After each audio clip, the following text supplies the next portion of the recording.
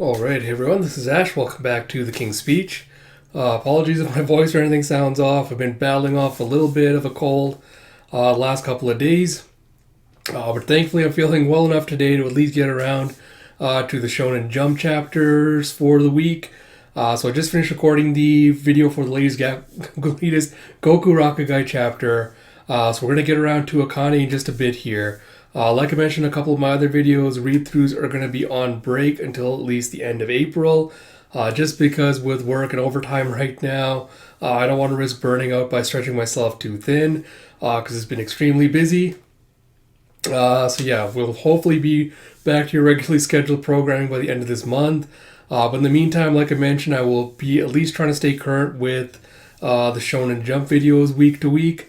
It might end up going bi-weekly just because most of the series I cover now are bi-weekly, with Akane being kind of the sole exception. But I'm going to kind of play that by ear, so we'll see how that goes. As always, like I mentioned a couple of the other videos, if you like my content, please do like, comment, subscribe, all that good stuff. Like I mentioned, it really is more imperative now that you do this on YouTube, especially because Twitter suppresses the hell out of external links from their site.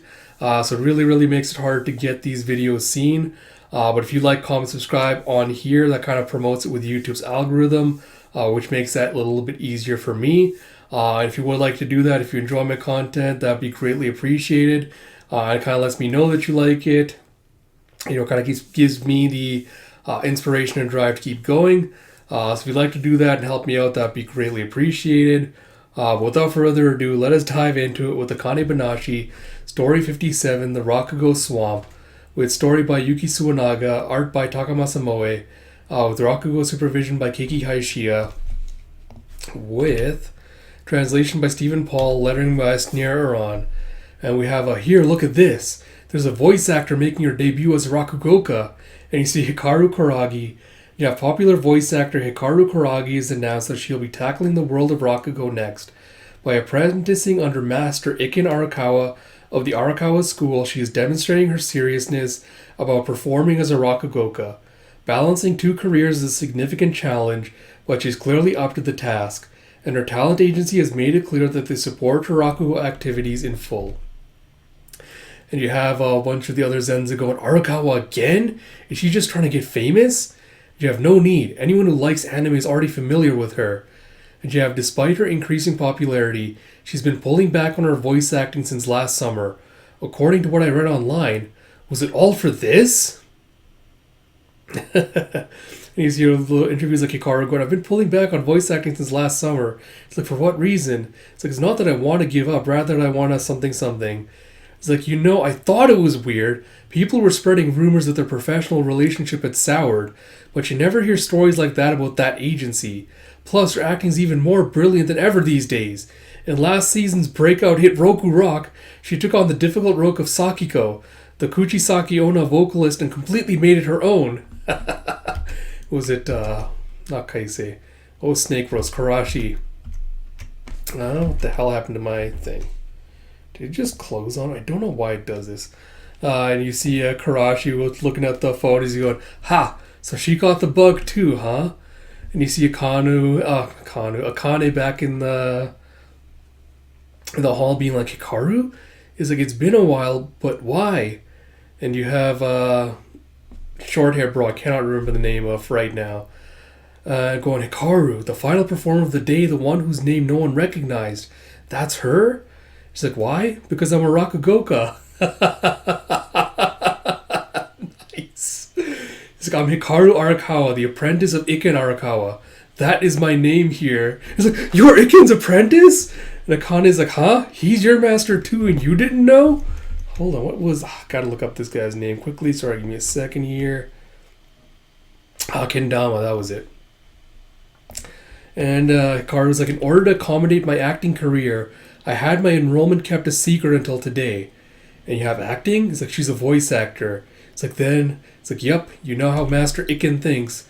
It's part of his plan to drum up public interest. He's added a bit of glitz and glamour to the event. And Hikaru's like, you seem rather happy. And Akane's like, well, of course. I'm obviously happy to see you again. But if you're dedicated enough to join the school while you're still acting, that means you've really gotten sucked into the Rakugo swamp, huh?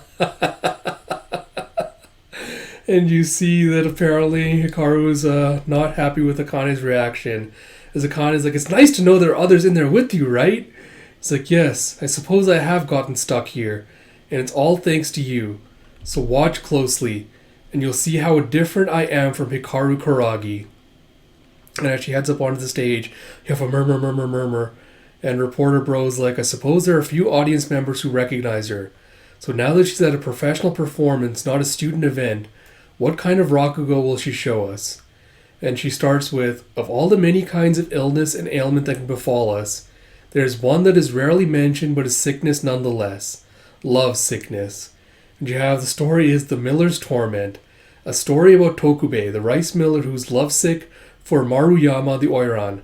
At the urging of a male geisha, he takes the 10 ryo he saved up over 13 years and goes to see Maruyama. You have the Oiran loves art, you see.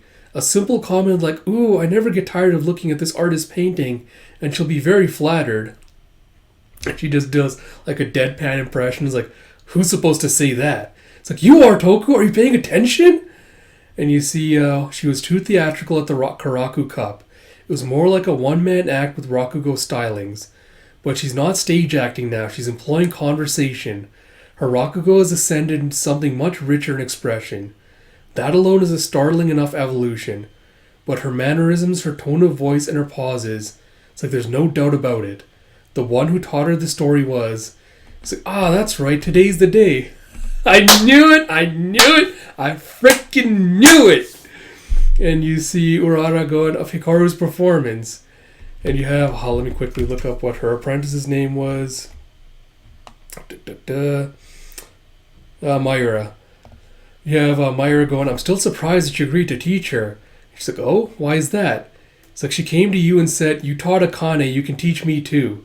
I know Master 8 can vouch for her, but it just doesn't sit right with me. And Urara's like, just the opposite. I like that she was blunt about her desire, without a hint of shame or concern for what others would think. So I taught them both Akane-Banashi that are suited for headliners. And you had Tokubei had finally won a night with the Oiran.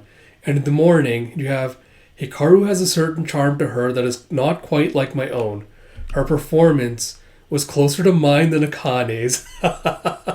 She does a whole seductress like, and when will you pay me another visit? And it's the compatibility is everything in performance. But even still, seeing an act from another performer of her generation that she herself wasn't able to do has to be unsettling to her. And reporter bro's like, I think I underestimated her. Damn, it's like this isn't something a voice actress can pick up in her spare time. It's been a year since the Karaku Cup. Only 1 year and she's grown this much? Tokubei's savings had run dry and he was unable to see the Oiran again.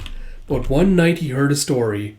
The story of a great beauty by the name of Umagaida who rang the bell of torment and gained 300 ryo soon afterward. Ring the bell and receive great riches, but after you die you will suffer in hell. Even still, I want the money. I'll do anything to see her again. And reporter Bro's like, I need to rethink what I'm seeing. The person up on stage right now is Hikaru Arakawa, the Rakugoka. It's like, even if it means eternal damnation. And you have Akane just kind of like shivering in the little back area.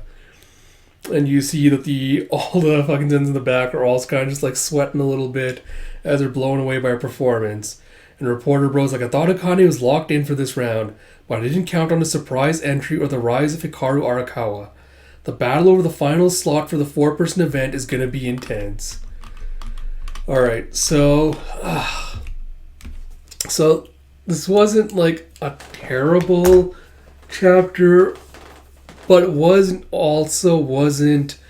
a great one. And again, I feel like this is one where it kind of really amplifies and showcases the pitfalls or kind of like the limitations of, again, kind of such a oral and visual medium to something like more two-dimensional like art, like how hard it is to kind of translate that over fully.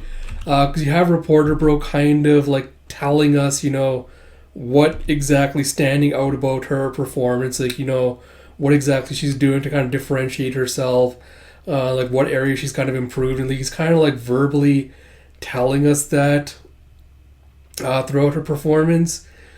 And on the one hand, I kind of get it, like, I'm like, like that's kind of, again, the limitations of the kind of story they're trying to tell through manga. You have to kind of make certain exceptions to it. But I feel like compared to the other chapters in series where the art, the way the speech bubbles were laid out, the expressions, like the background art, stuff like that, where all of those different kind of elements kind of helped enhance the exposition that was being, foisted on us and sold to us.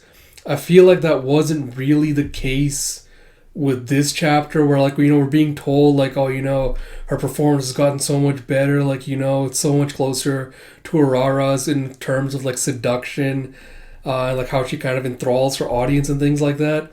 And I don't feel like it really came across in this chapter. Like the moment when Akane is kind of like shivering and she's getting like chills sent down her, I feel like we as readers should have also had a similar reaction to that reading this chapter. And the fact we didn't kind of just doesn't really make the conclusion to this land. Like the cliffhanger doesn't really land with the same impact I think it's supposed to, which is a bit of a disappointment, because I was looking forward to Hikaru's performance in this chapter after last week's cliffhanger, but I don't feel like it delivered on what was promising, which is a bit of a shame, but we'll see how the rest of the arc goes out. Again, this might be a chapter that reads better together in volume format than week to week. Once you have all the pieces in front of you and kind of put it together better. But yeah, unfortunately, this didn't really land with the impact I think it was trying to aim for. And also, I don't know, like the final kind of whole like going the battle of the fourth person thought is going to be kind of intense. It makes me feel like, again, the pacing is going to be a little bit too rushed for this competition. But again, it's too early to judge. I'm willing to kind of take it on faith here. But yeah, I wish this had been stretched out over possibly 2 chapters, might have helped the impact a little bit more. But yeah, a little bit disappointing. Like it started off really strong and kind of petered out towards the end. But yeah, that said, like I mentioned, read-throughs are going to be on break until the end of the month. So please bear with me until then. It's just been really busy. Like I mentioned at the beginning, if you like my content, please do consider like, commenting, subscribing, all that good stuff. Till next time, this is Ash. I'll talk to you all later.